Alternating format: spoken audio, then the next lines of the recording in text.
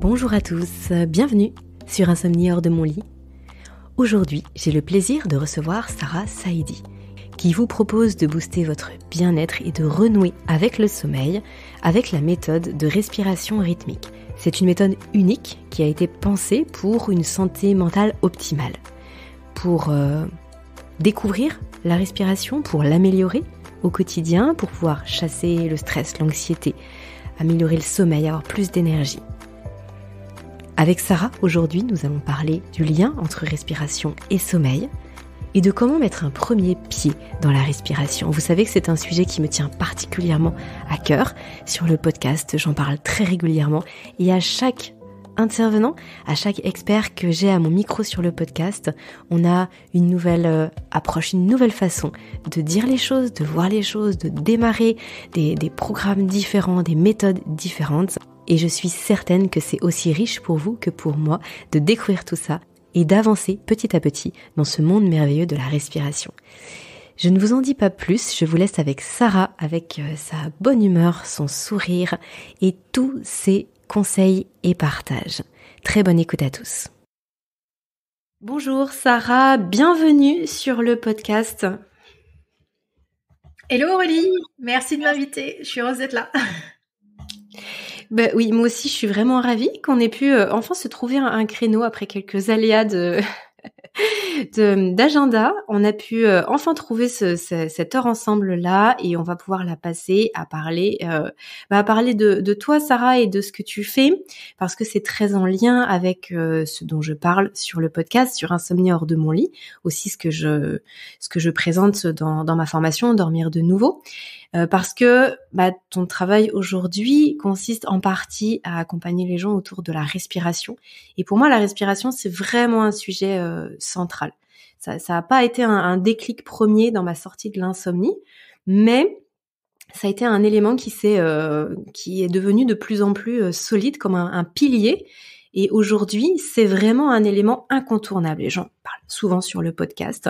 Et puis, du coup, aujourd'hui, c'est encore une belle occasion de pouvoir en discuter. Mais peut-être avant de rentrer dans le vif du sujet, je te propose de te présenter pour les gens qui ne te connaissent pas et puis de nous dire comment t'en es arrivé là aujourd'hui. Merci Aurélie, parce que la respiration est rarement le premier déclic. En général, on travaille un peu sur soi avant d'arriver là. Et donc moi-même, j'ai travaillé sur moi avant d'arriver là. Donc je m'appelle Sarah, il y a 2 R à mon prénom. Et en fait, effectivement, la respiration, c'est la discipline que j'explore depuis bientôt 2 ans et demi. Donc pour donner quelques casquettes, je suis aussi sophrologue, hypnothérapeute et je donne des cours de breathwork, donc de respiration plutôt intense, holotropique. Je me suis intéressée à toutes les formes de respiration et aujourd'hui, ce qui m'intéresse surtout, c'est de pouvoir accompagner les personnes vers l'objectif. Donc j'ai des personnes qui viennent effectivement pour le sommeil. J'ai aussi d'autres types d'accompagnement sur l'amélioration de la concentration, l'amélioration de la performance. Mon pilier, c'est vraiment la respiration. Et ensuite, on façonne en fait les exercices et les protocoles en fonction des besoins pour que on puisse matérialiser en fait la respiration. On va en parler tout à l'heure. Le gros problème aujourd'hui de la respiration, c'est qu'en fait, elle reste plutôt théorique. On a du mal à cerner, on a du mal à comprendre. Et là, ça permet de ramener de la tangibilité et que ça serve réellement pour changer le quotidien de toutes les personnes qui en auraient besoin. Et j'ai la grande conviction que tout le monde en a besoin. Je serais plutôt tentée de te rejoindre sur ce point-là, effectivement. Après, je pense qu'on part de plus ou moins loin, mais effectivement, je pense qu'on peut prendre n'importe quelle personne qu'on peut croiser dans la rue et puis venir travailler sur la respiration, d'autant que cette respiration, on peut effectivement, comme tu le disais, il y a plusieurs objectifs, donc on peut, même en se connaissant bien, même en la pratiquant, on peut toujours aller chercher un petit peu plus loin, peut-être dans des objectifs de performance sportive ou même à d'autres niveaux, travailler la respiration dans le froid par exemple, dans des processus hormétiques. Donc je pense qu'il y a vraiment, c'est très très large et j'ai beaucoup aimé le fait que tu dises que après, on vient voir de façon individuelle, en fait, de là où on est et puis ce qu'on va pouvoir faire. Quel a été, toi, ton déclic pour justement aller vers la respiration où tu t'es dit, mais là, il manque quelque chose? En fait, ça a été progressif. Je me suis intéressée au bien-être d'abord en entrant dans le monde du yoga il y a 6-7 ans. Avant, je travaillais du coup en banque et j'avais aucun lien avec le monde de la santé mentale, le monde du bien-être. Et en fait, c'est en explorant petit à petit différentes activités, en me renseignant, en lisant à droite à gauche, en faisant des formations, que je me suis vraiment nichée progressivement. Mais ça s'est fait de manière très naturelle. Au départ, juste par curiosité, et puis ensuite, de manière de plus en plus professionnalisée. Et puis, je suis tombée dans la marmite, en fait, comme aujourd'hui, je rigole parce que je dis bon, c'est un peu ma lubie, mais en fait, plus on s'intéresse à un sujet, et plus on creuse, et puis tu vois la courbe d'apprentissage, c'est-à-dire on démarre par étant inconscient et incompétent, et en fait après on devient consciemment incompétent, après on augmente sa compétence, et en fait c'est une boucle qui se termine jamais, parce qu'à chaque fois qu'on se croit compétent, on croise de nouvelles choses, de nouveaux cas, et puis là on se remet dans sa zone d'incompétence, et en fait on grandit comme ça. Et c'est tout le process que j'ai suivi, et aujourd'hui, certes, la respiration c'est un outil, mais avant tout c'est un accompagnement en fait. Donc la respiration c'est ma verticale, mais pour faire de la respiration une respiration efficace, c'est aussi ce qu'il y a autour. C'est l'utilisation des sons, c'est l'utilisation des mots, c'est l'accompagnement de la personne. J'ai fait d'autres formations, tu vois, en PNL, en breathwork, en hypnose. Donc j'ai agrémenté en fait la respiration pour que ça devienne une expérience. Et en fait, c'est excitant, et je pense que si on me laisse encore plusieurs années à vivre, je continuerai d'explorer la respiration en elle-même, et puis ce qui gravite autour, pour toujours créer en fait des expériences. On va, je pense, l'aborder tout à l'heure, mais la respiration a le pouvoir de transformer le corps et l'esprit. Donc c'est un domaine qui est illimité à mes yeux, et je suis heureuse de pouvoir explorer un point aussi précis et un potentiel aussi énorme. Effectivement, on va venir le développer là, tout ce que tu viens de dire, et puis préciser en quoi ça permet de développer son potentiel, et puis d'aller vraiment plus loin. Mais avant ça, peut-être que la première question que les gens peuvent se poser par rapport à la respiration, et j'aimerais bien qu'on revienne là-dessus, même si c'est vraiment la base de la base, ça me semble vraiment important. Pourquoi on devrait travailler sur notre respiration alors qu'en fait on fait ça tout le temps sans jamais y réfléchir, et que finalement ça a l'air plutôt bien huilé. On n'a pas besoin de se poser la question de réfléchir, de respirer pour respirer, et on fait ça depuis justement notre premier souffle et jusqu'à notre dernier souffle. Elle est où l'urgence dans tout ça ? L'urgence, elle est dans le fait que la respiration, elle est inconsciente. Je vais prendre un exemple, je pense que ça va parler. Quand on marche de manière inconsciente, on n'est pas à l'intérieur de son corps. C'est-à-dire, on marche vers une destination, et puis nos pieds avancent tout seuls, de manière inconsciente. On est dans le mouvement. Par contre, quand on sort exclusivement pour marcher, quand on fait de la marche rapide, là, on va solliciter différentes fonctions de son système nerveux et de son corps pour mettre de l'intention en fait dans sa marche. Donc c'est pas du tout le même objectif. Et heureusement que notre respiration, elle est inconsciente, elle nous aide à avancer. C'est une énergie de vie qui nous traverse pour alimenter nos cellules, sinon on serait déjà tous morts.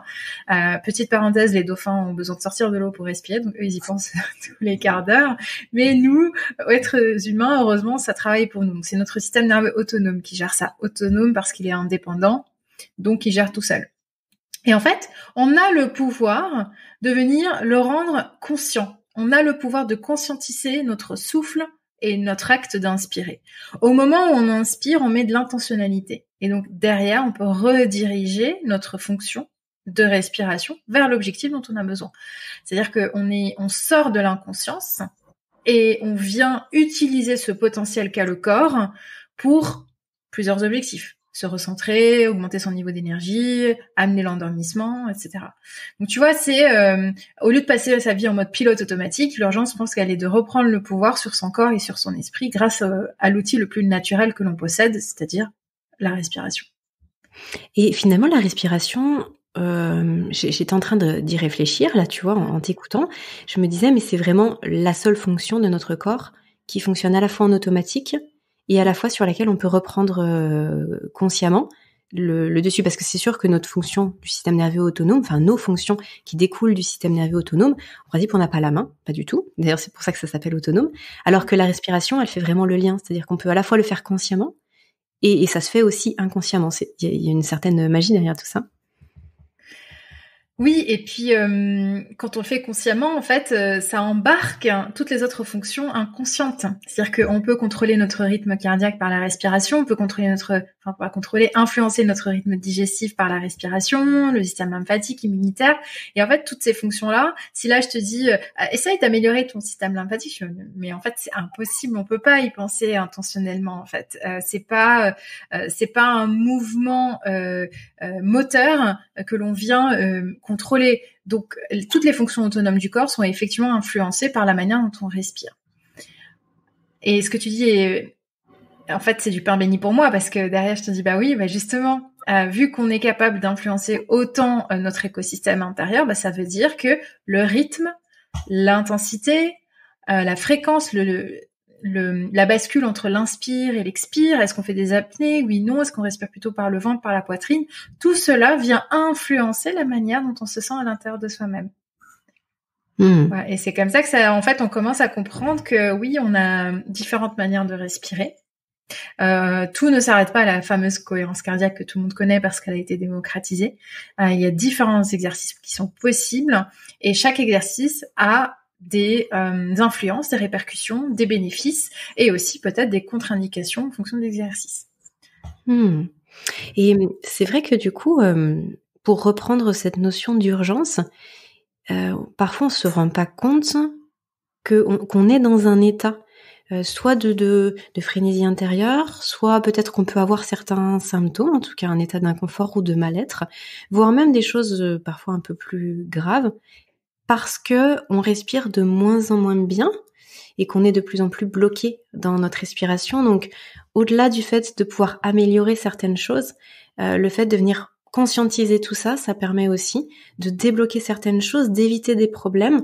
Et là, du coup, on est un petit peu plus dans l'urgence d'une certaine façon.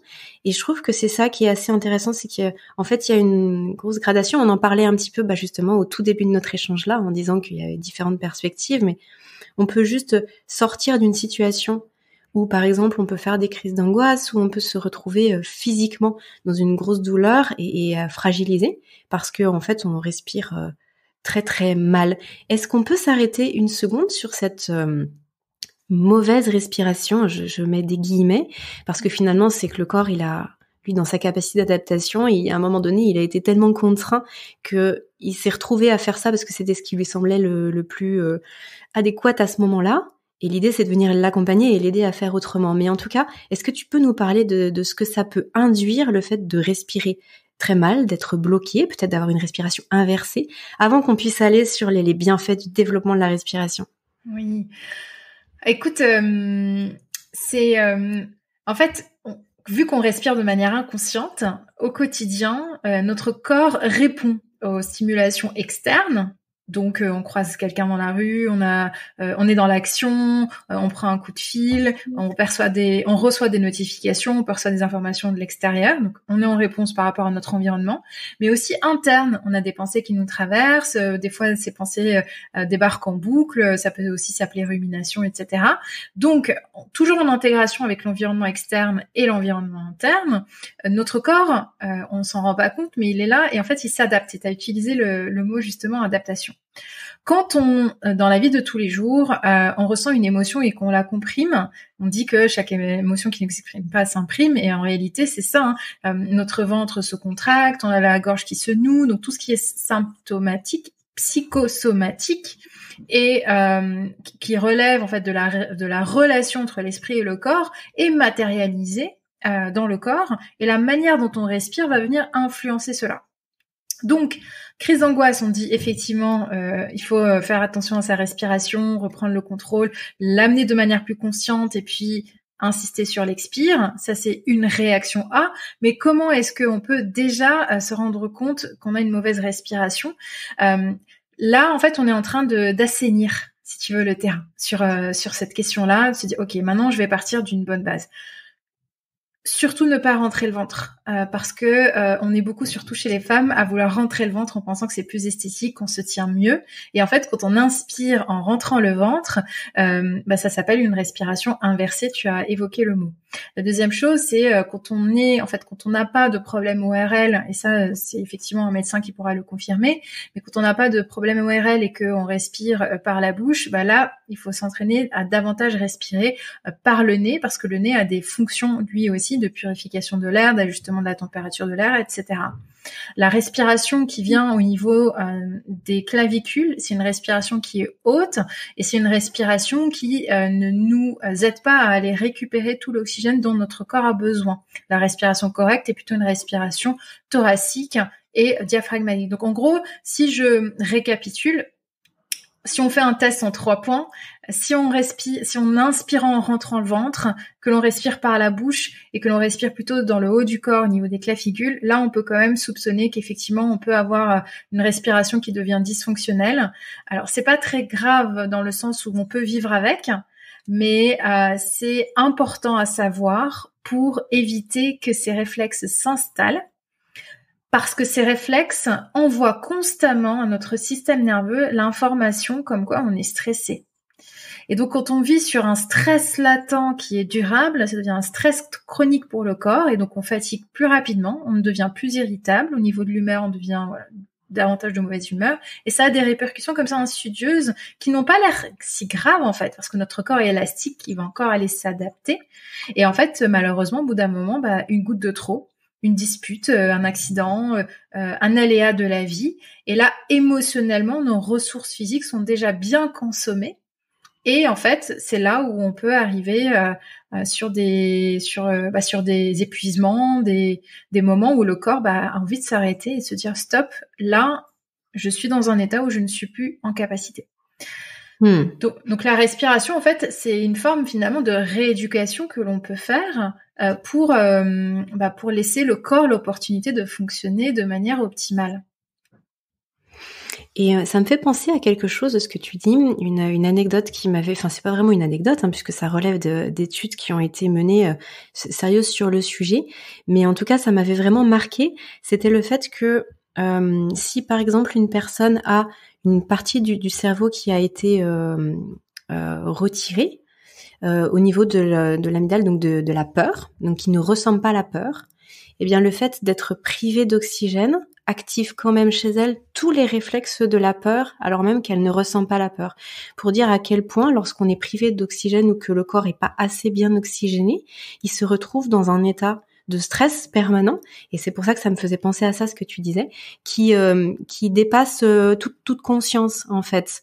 On n'a pas forcément on pose pas intellectuellement, on conscientise pas ça, et pour autant notre corps lui le vit comme une agression permanente parce qu'il est pas assez oxygéné. C'est vrai que on se rend pas assez compte, je trouve, en tout cas pour moi, ça a été une petite révélation au fur et à mesure des années, là, depuis maintenant plusieurs années, de me dire, mais en fait, on ne se rend pas assez compte que quand on parle de respiration, c'est pas juste les petits globules qui se baladent dans le sang et qui vont oxygéner le cerveau. En fait, c'est vraiment tous les organes, tout notre corps qui a besoin d'être bien oxygéné jusqu'au bout des petits capillaires pour pouvoir fonctionner de façon optimale. Et finalement, c'est un petit peu comme si on était réduit dans un espèce de carcan lorsqu'on respire pas assez. Et c'est pour cela que faire de la marche, c'est aussi un moyen en fait de respirer un peu plus et de ramener un peu plus de conscience en fait dans son souffle, parce que le corps s'active, donc de fait on est mieux oxygéné et ça a énormément de bienfaits. Bouger, danser, chanter, en fait ce sont des activités qui vont solliciter aussi le souffle, qui sont pas directement des exercices de respiration, mais qui sont intéressantes à faire au quotidien pour laisser circuler l'énergie à l'intérieur du corps. En plus il faut se rendre compte qu'on est devenu quand même très sédentaire, je pense pour la plupart, si ce n'est pour la majorité de nous-mêmes et des personnes qui nous écoutent. Et en étant sédentaire, on a une posture qui est plutôt recroquevillée sur nos écrans. Et le fait d'avoir aussi une posture recroquevillée indique à notre corps que on est un peu enfermé, donc on respire moins bien. Alors que quand on a une posture davantage ouverte, en fait, on se tient mieux et notre diaphragme a davantage l'espace d'aller, de pouvoir travailler correctement. Et l'impact entre respiration posture, donc la posture impacte la respiration, mais aussi la respiration impacte la posture. On peut travailler les deux. Juste en rehaussant les épaules et en bombant un peu le torse, on corrige déjà énormément de choses. Et il y a un mot qui, moi, a été vraiment un source d'énormément de déclics, c'est le mot neuroception. La manière dont on se sent à l'intérieur de notre corps impacte nos pensées. Alors que pendant des années, on pensait qu'en fait notre mental était le grand tout-puissant qui vient contrôler l'ensemble du corps parce qu'on est fort au niveau mindset. Ça, c'est possible, tu vois. Heureusement qu'on a un mental qui, en tant qu'espèce, nous a protégés et s'est bien développé. Mais notre corps a aussi une forme d'intelligence et plus on va offrir à notre corps cet espace d'expression, de mouvement, de respiration, de souffle, et puis il va se sentir en sécurité. Et un corps qui se sent en sécurité, qu'est-ce que ça veut dire concrètement? Ça veut dire un système nerveux en sécurité qui est capable d'aller sur des zones de performance, mais aussi d'aller dans des zones de repos. Donc de suivre son rythme biologique. Et c'est comme cela en fait que le puzzle peut aussi se construire sur mais pourquoi est-ce que des fois j'arrive pas à dormir? Mais en fait, c'est parce que peut-être je suis bloquée et sur un échange préparatoire, on s'était toutes les deux fait la réflexion que oui, le sommeil, en fait, ça se travaille pas 5 minutes avant de dormir. Le sommeil aussi, c'est tous les jours en fait que l'on apprend à se détendre, ralentir, couper les pensées parasites et cela, la respiration est quand même l'exercice numéro 1 que tout le monde va recommander quand on a envie d'amener du calme. J'adore ce que tu dis. C'est vraiment très rare finalement de poser des mots là-dessus et je trouve que c'est vraiment super ce que tu es en train de mettre en avant. C'est-à-dire que le fait de revenir vers le calme, en tout cas d'aller vers le calme, de pouvoir faire redescendre son système nerveux, en fait c'est une compétence qui se travaille. C'est-à-dire que effectivement, c'est quelque chose de naturel à la base, mais on peut rester coincé en mode complètement high et de ne pas pouvoir redescendre parce que c'est une compétence de pouvoir redescendre. Et du coup, si c'est une compétence, ça veut dire deux choses. Ça veut dire la première que ça se travaille et la deuxième que c'est pas une fatalité. Donc à la fois, ça met un petit peu plus de responsabilité sur les épaules de chacun. C'est pas toujours facile à entendre de se dire mais alors c'est moi qui vais devoir faire quelque chose, être acteur, actrice. Mais par contre, la bonne nouvelle, c'est que on n'est pas destiné à rester bloqué dans ce système nerveux tout le temps en mode sympathique, la pédale d'accélérateur à fond, mais qu'on peut venir petit à petit amorcer cette redescente et cette capacité à passer de l'un à l'autre. Et je trouve que c'est assez fascinant en fait.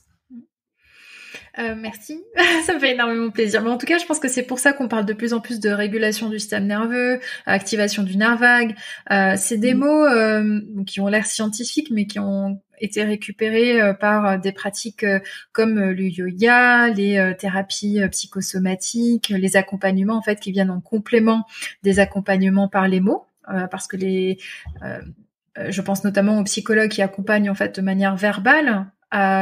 Et eux, ils font une grande partie déjà de l'accompagnement, mais plus sur un outil d'expression. Et en fait, sur tout ce qui est non verbal, la respiration peut venir travailler de manière très complémentaire. Et je pense qu'on est en train de se rendre compte de plus en plus que faire les deux en même temps, c'est encourageant parce que si notre corps ressent et que notre mental évolue en même temps, les choses se mettent en place c'est l'un des principes des thérapies comportementales et cognitives. En fait, c'est par la répétition et par le changement progressif de comportement, le remplacement de certains comportements qu'on peut évoluer vers les comportements qui sont bénéfiques pour nous et donc délaisser les comportements qui sont néfastes pour nous.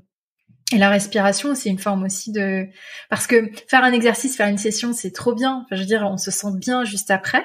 Mais ce ressenti, on peut le répéter, on peut recommencer jusqu'à ce que ça devienne de plus en plus rapide et de plus en plus simple pour le corps. Et ce que j'aime par-dessus tout, en fait, sur le travail de la respiration, et ça, c'est quelque chose que l'on voit aussi, quand j'accompagne en fait des personnes sur Deep Sleep. Donc Deep Sleep, c'est le format. Donc j'ai Deep Focus, Deep Sleep et Deep Energy. Là, je parle de Deep Sleep parce que insomnie hors de mon lit. Mais en fait, on apprend par sa respiration à utiliser des protocoles qui servent ensuite d'ancrage. Et l'ancrage, c'est une forme d'association entre un ressenti et une stimulation. Donc, quand on stimule par la respiration, l'objectif, c'est que de plus en plus rapidement, on arrive aussi à embarquer tout le processus de détente qui est amené derrière. Et ça se fait par, j'utilise un peu... je saupoudre un peu d'hypnose aussi pour encourager en fait, pour faciliter davantage le travail à niveau inconscient. Mais c'est, je suis juste en train de te dire que en fait, on a la possibilité de voir notre transformation s'accélérer grâce à la répétition et grâce à cet effet d'ancrage. Et l'ancrage le plus discret que l'on a, c'est quand même le souffle. Je sais pas si le mot ancrage, c'est juste voilà l'association d'une expérience à une simulation. Ça peut être un ancrage par par l'odeur, par le toucher, par le goût, par nos 5 sens en fait, l'un des 5. Et là, la respiration, c'est un ancrage plutôt kinesthésique, donc de l'ordre du ressenti. Et ce qui est merveilleux, c'est qu'on l'a toujours avec nous. C'est ça, c'est vraiment l'outil à dégainer à tout moment. C'est pour ça que c'est trop dommage de faire l'impasse là-dessus et parfois de se focaliser sur, justement peut-être sur une application, sur un objet, sur un accessoire. Alors je dis pas que c'est inintéressant, mais pour moi c'est quelque chose de complémentaire à quelque chose qu'on peut activer à tout moment, qu'est la respiration. Et souvent, ce que je constate, c'est que et tu l'as dit tout à l'heure, mais je trouve que ça vaut vraiment le coup de le répéter à nouveau parce que c'est quelque chose d'absolument essentiel. C'est ce double lien. C'est-à-dire que la respiration, elle va influencer, la façon dont on se sent et dont on pense. Et puis ce qu'on pense, ça influence aussi la façon dont on respire. Et du coup, le fait de mettre de la conscience dessus, ça permet, à un moment donné, de bloquer ce cercle qui peut s'emballer très très vite, et puis de venir poser les choses et de dire ok, maintenant qu'est-ce que je fais ?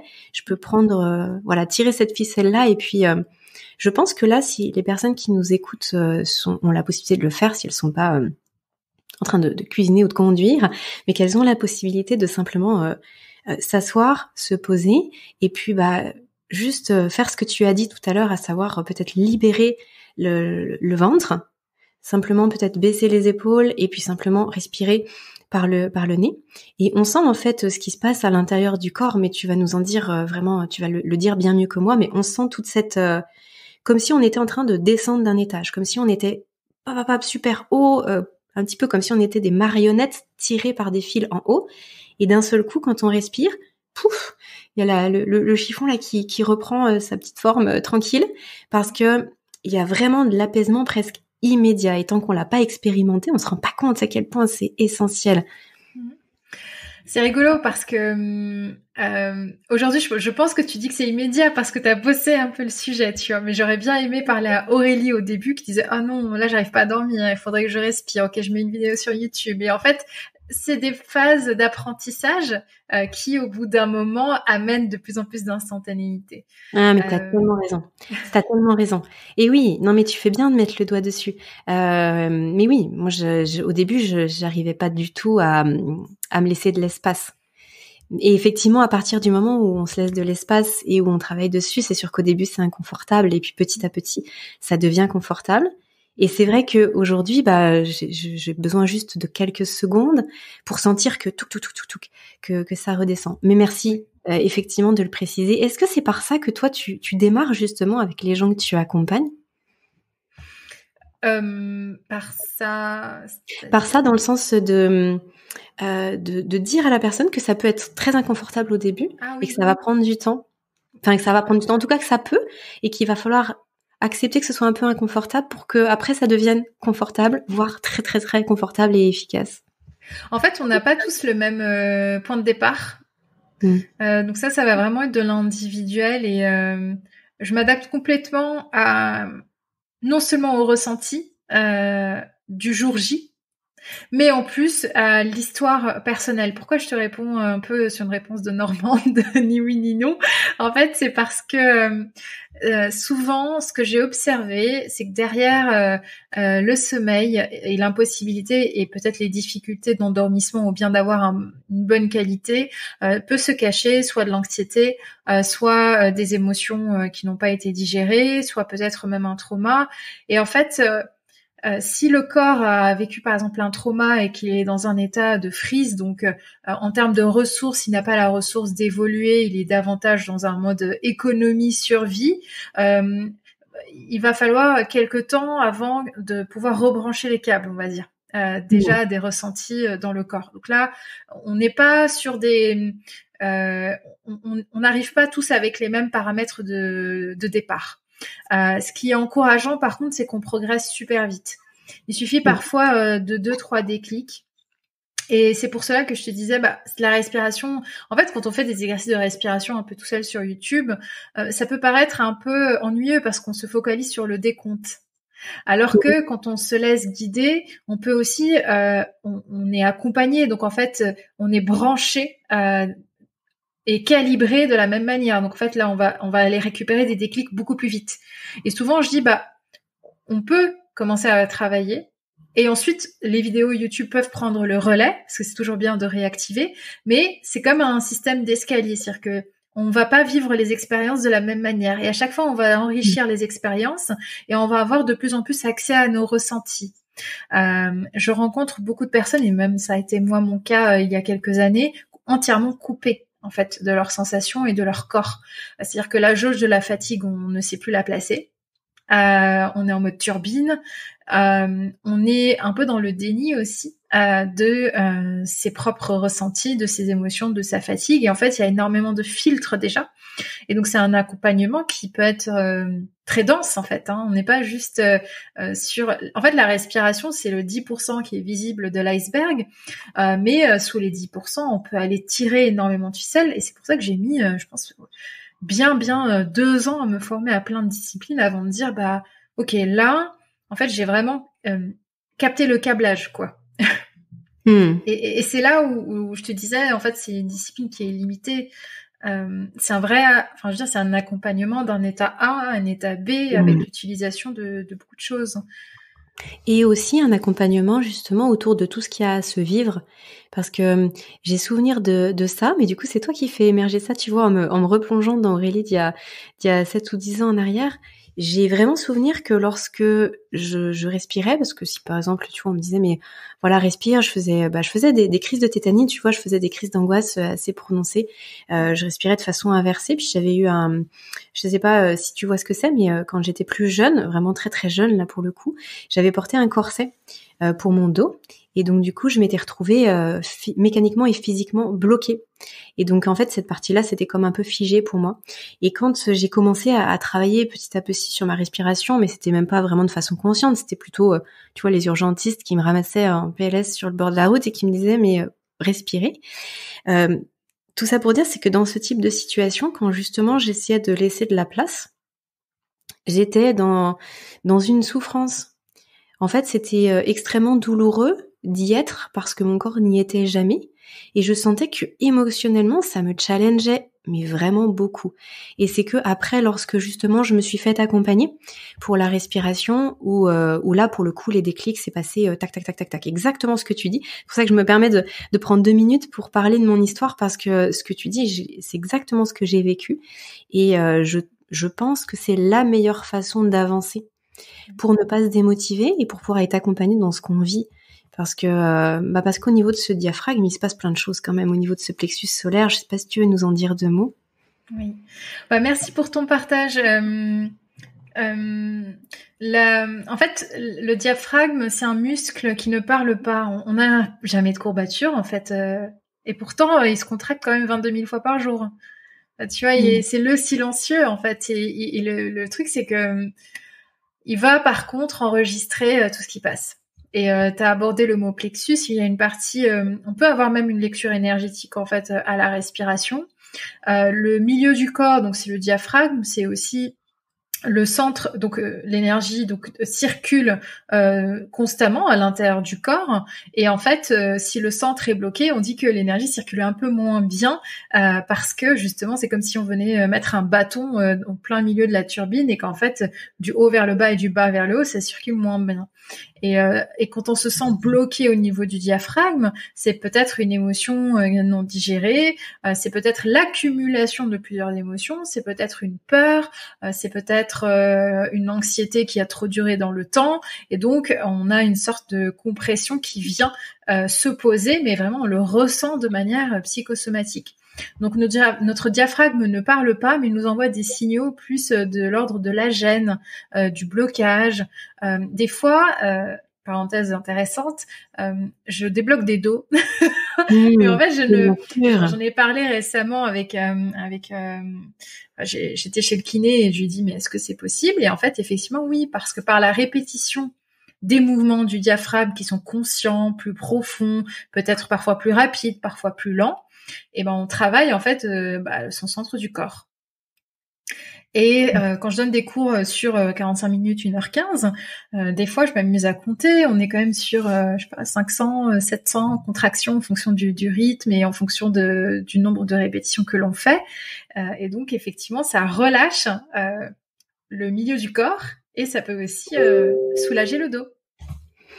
Et du coup, est-ce que on peut imaginer que à l'inverse, ça pourrait être un excellent moment pour démarrer peut-être un travail sur sa respiration, ou alors pour prévoir une séance par exemple de respiration comme toi tu le proposes, juste après être allé voir son kiné, son ostéo, parce que justement on a libéré peut-être mécaniquement certaines tensions, et que là on va pouvoir peut-être avec moins de douleur, peut-être moins d'inconfort, peut-être aussi plus de symétrie, parce que parfois on peut vraiment être plus bloqué d'un côté que de l'autre, et que là ça peut être vraiment de se dire ok, je fais ma séance d'ostéo, ensuite j'ai une séance de respiration avec Sarah, et hop après j'enclenche quelque chose sur le moyen long terme.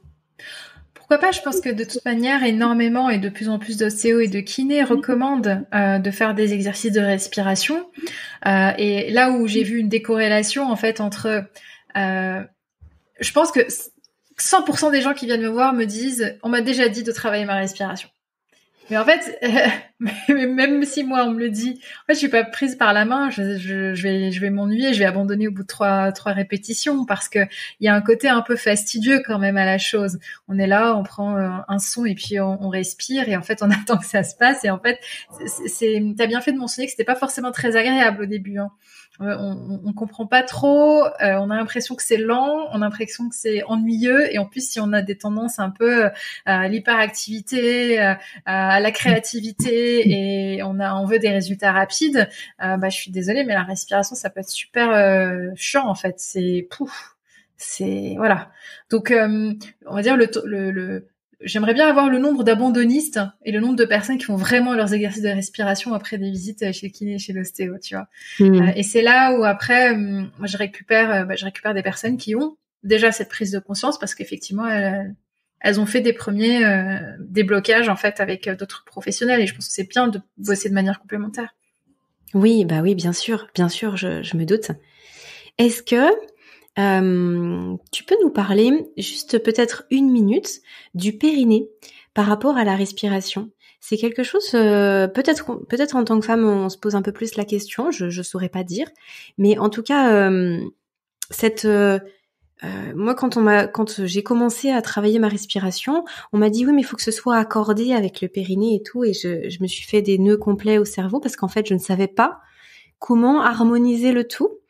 Est-ce qu'il fallait que je pense à mon périnée? Est-ce qu'il fallait que je n'y pense pas?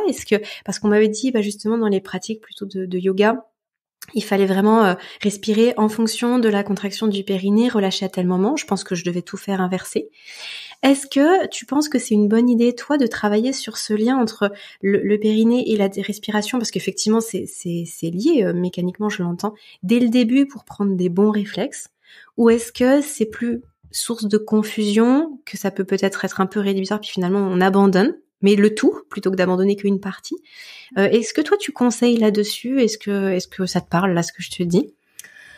Ça me parle de manière empirique, c'est-à-dire que moi, à force de pratique sur moi-même et de pratique sur d'autres personnes, en fait, effectivement, je me suis posé la question. Maintenant, le lien exact, moi, je ne saurais pas accompagner à la rééducation du périnée. Et je pense que pour le coup, ce sont davantage des professionnels comme des kinés qui sont eux capables de créer le bon mouvement et la bonne répétition pour la personne.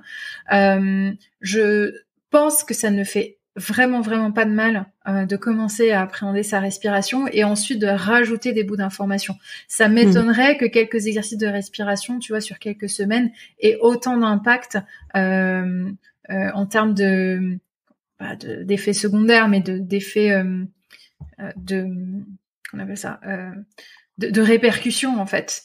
Et souvent j'ai des personnes qui veulent bien faire. Et le trop bien faire, bah c'est trop rester dans le mental aussi. Et des fois, je dis bah juste là, autorise-toi à ressentir un peu plus juste la sensation en fait, ce que ça fait. Et on part sur des exercices davantage de l'ordre de la respiration avec des visualisations. Et en fait, on vient d'abord rebrancher l'esprit et le corps. Et ensuite, tu vois, peut-être pour les personnes qui le souhaitent là, réajuster d'autres parties du corps avec l'exercice de respiration. Mais moi, clairement, je pourrais pas conseiller là-dessus. Ok. Non, mais je trouve qu'au contraire, c'est très rassurant parce qu'effectivement, moi, même en consultation par rapport au sommeil, je rencontre aussi souvent comment dire, certains blocages parce que les personnes veulent tout faire et tout mettre d'un coup. Et c'est vrai que moi, dans mon parcours, j'ai souvent été confrontée à ça aussi, peut-être parfois des coachs ou des accompagnants qui peut-être par souci de vouloir transmettre au maximum, peuvent peut-être créer certains blocages parce que quand on démarre, c'est tellement compliqué, comme tu disais, juste de relier son cerveau à ses muscles pour faire quelque chose de nouveau, qu'en fait, de vouloir le faire partout dans le corps, on n'y arrive pas forcément. Donc, au contraire, je trouve que c'est vraiment rassurant ce que tu dis. Et est-ce que tu veux nous parler justement du fait que dans cette connexion cerveau-muscle, il y a plusieurs niveaux, parce que tu parlais du coup de la partie claviculaire, de la partie du coup diaphragmatique, puis la partie costale. Moi, j'étais assez stupéfaite quand j'ai découvert que en fait, c'était pas la même innervation, c'était pas les mêmes nerfs. Moi, tu vois, je croyais que on était comme une espèce de je sais pas, de truc uniforme et que tout se faisait d'un coup, d'un bloc, alors qu'en fait, on peut travailler les différents étages de respiration. Je trouve ça tout autant fascinant que plein de choses qu'on vient de dire. Oui. Petite parenthèse, je pense qu'il y a aussi, juste sur ce que tu disais avant, il y a aussi des phénomènes de mode, des phénomènes de mode où, on va dire, ça explose plus ou moins, voilà, sur Instagram. Typiquement, stomach vacuum, des exercices un peu comme le Noli, où on voit en fait des contractions. Je sais pas si ça te parle. On voit l'abdomen complètement serré vers l'intérieur entré. À tel point qu'en fait on voit la cage thoracique qui devient plus saillante, donc ça c'est un exercice à part entière, et en fait rien que ça, déjà pour pouvoir le maîtriser, c'est un exercice à part entière. Donc clairement je suis d'accord avec le fait qu'on peut prendre les choses aussi bout à bout. Pour en revenir aux différents stades, aux différents types en fait de respiration, effectivement, donc on a la respiration, faut je pense avoir du haut vers le bas, donc claviculaire, thoracique, profonde. Thoracique, diaphragmatique, c'est un peu la même chose. Et en fait, claviculaire, je schématise, mais en gros, on va aller récupérer 30% de notre capacité réelle. Profonde, on va aller plutôt récupérer les 80%. Et plus on va approfondir notre souffle, et plus on va faire une réaction parasympathique, donc de la détente. C'est pour cela que énormément d'exercices de relaxation proposent de respirer en profondeur, se recentrant par le nez sur son ventre, et en fait d'exagérer l'ouverture du ventre à l'inspire parce que ça crée un effet effectivement de ralentissement. Et la respiration la plus naturelle, celle que l'on est supposé avoir dans notre état de vigilance un peu de tous les jours, c'est la respiration plutôt plutôt abdominale, diaphragmatique ou thoracique en fait. Ouais, exactement. Et après, on a la respiration du yoga qui est une respiration complète et qui fait les trois, donc claviculaire, thoracique et profonde. En fait, il y a rien de compliqué. Faut se dire que simplement, en fait, on a différentes capacités, que c'est toujours le diaphragme plus quelques autres petits muscles qui viennent créer l'inspiration et que plus on va intentionnellement récupérer son souffle et plus on va créer cette profondeur et plus on va engendrer une réaction de ralentissement. Est-ce que, Sarah, tu peux nous parler un petit peu plus en détail de ce que tu proposes, toi, justement, en lien, par rapport au lien entre respiration et sommeil, donc cet accompagnement que tu as conçu pour les personnes qui rencontrent des difficultés de sommeil. C'est quoi? C'est de l'apaisement? Ce sont des respirations pour tout au long de la journée, peut-être pour démarrer la journée aussi après une nuit difficile. Comment ça se passe? Est-ce que tu veux nous en dire plus? Oui, avec grand plaisir. En fait, c'est un protocole qui propose d'enchaîner comme une sorte de chorégraphie plusieurs exercices de respiration afin d'installer un état de sécurité pour le système nerveux qui permet l'endormissement et l'amélioration de la qualité du sommeil. Donc il y a deux choses. Il y a comment est-ce que je peux dormir plus vite en neutralisant les pensées parasites et comment je me mets en fait dans ma bulle de sécurité et comment ensuite, une fois que je suis endormie, j'ai un sommeil qui est apaisant, qui est réparateur. Donc le protocole, en fait, je l'ai défini, j'ai choisi plein de petits outils qu'on vient combiner, expérimenter ensemble, on le met en place, on voit comment les choses avancent et c'est comme ça qu'on progresse. Et du coup, c'est un accompagnement qui est individuel, parce que tu parlais tout à l'heure justement d'aller chercher un petit peu d'où vient la personne, avec quoi elle vient, quels sont aussi ses objectifs. Ça veut dire que, j'imagine, il y a un temps d'échange en individuel avec toi. Oui, c'est 2 heures que l'on passe ensemble. 2 heures que l'on passe ensemble. C'est aussi l'occasion de personnaliser un peu plus, donner peut-être d'autres exercices en complément en fonction du rythme de la personne. On n'a pas tous les mêmes rythmes biologiques, ni les mêmes rythmes de vie, ni les mêmes contraintes, ni le même passé, etc. Donc ça permet vraiment en fait, c'est comme un coaching de 2 heures, toujours en utilisant la respiration et en avançant sur un protocole qui va avoir comme objectif le sommeil. Est-ce que dans cet accompagnement, tu inclus aussi dans des guidages avec peut-être de la musique, tu parlais que tu mettais un petit soupçon d'hypnose par rapport à ta formation, et puis qu'il y avait des choses spécifiques qui permettaient d'avoir plus d'ancrage et peut-être d'appréhender ça plus facilement. Ça se déroule comment un petit peu une séance de respiration avec toi?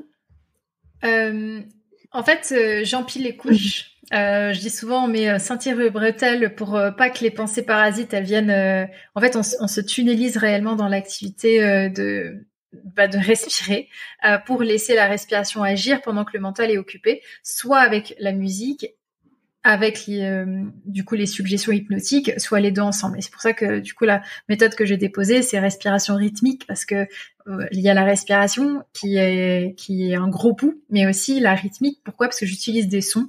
J'essaie de raccorder les exercices de respiration avec parce que on n'en a pas encore parlé, mais on est dans un état bêta quand on est en vigilance, et en fait, quand on va aller chercher le sommeil, on va davantage aller chercher des états delta. Il y a des sons qui aident pour cela. Donc, en fait, si on cède en plus de certains sons, on accélère en fait l'efficacité des exercices de respiration. Et puis, les suggestions hypnotiques, elles viennent travailler sur des blocages davantage inconscients. Elles nous emmènent sur des visualisations qui peuvent faciliter et rendre beaucoup plus agréable la pratique. En fait, quand je donne des cours en ligne, je superpose à chaque fois ces outils. C'est pour ça que c'est davantage une expérience à vivre. Et mon rêve, ce serait de dire, oui, aujourd'hui, la respiration, c'est une discipline à part entière, en fait. On est capable de donner des cours de A à Z sur 45 minutes, 1h15, 1h30. Et quand on respire de manière consciente sur autant de minutes d'affilée, on sent une clarté mentale, on a l'impression que le corps se détend. Beaucoup m'ont dit, on m'a parlé de douche intérieure, on m'a parlé de la paix qui coule dans nos veines.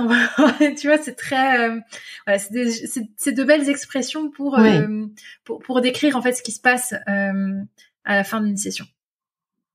Oui, puis en plus, l'avantage d'expérimenter ça comme là, toi, tu le proposes, déjà, ça oblige à passer à l'action. C'est pas simplement, j'ai vu une vidéo YouTube, je me dis que c'est bien, puis je le ferai un jour. Ce jour n'arrive jamais. Donc là, vraiment, on est avec toi. Donc dans tous les cas, on passe ce temps, on expérimente.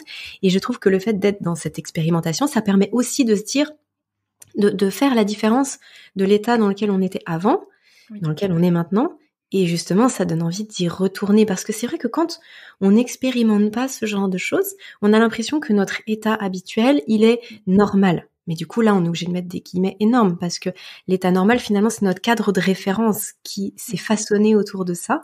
Et puis, il faut vraiment faire un pas de côté et peut-être être pris par la main, justement, pour en sortir, pour se rendre compte que, ah, ok, non, finalement, c'est pas tout à fait ça. Là, j'ai pas assez d'exigence vis-à-vis de mon état de bien-être. Je peux faire beaucoup mieux. Et du coup, ça donne envie d'y retourner.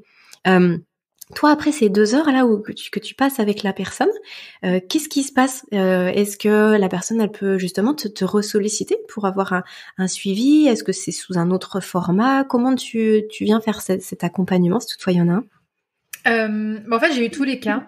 J'ai eu des cas où les 2 heures étaient suffisants parce que la personne a pu déjà être autonome et en fait a mis en place les outils. J'ai le cas où après cet accompagnement, la personne a rejoint les cours collectifs et à ce moment-là, en fait, elle a juste été intéressée par la pratique parce qu'elle a eu l'aspect davantage théorique et personnalisé. Et il y a aussi le cas où en fait j'ai aucun mal à donner mon WhatsApp aux personnes que j'accompagne. Et au contraire, ça me fait énormément plaisir de recevoir des petits messages de temps en temps pour voir comment ça se passe. Donc on garde la relation et s'il y a besoin de se revoir, on se revoit.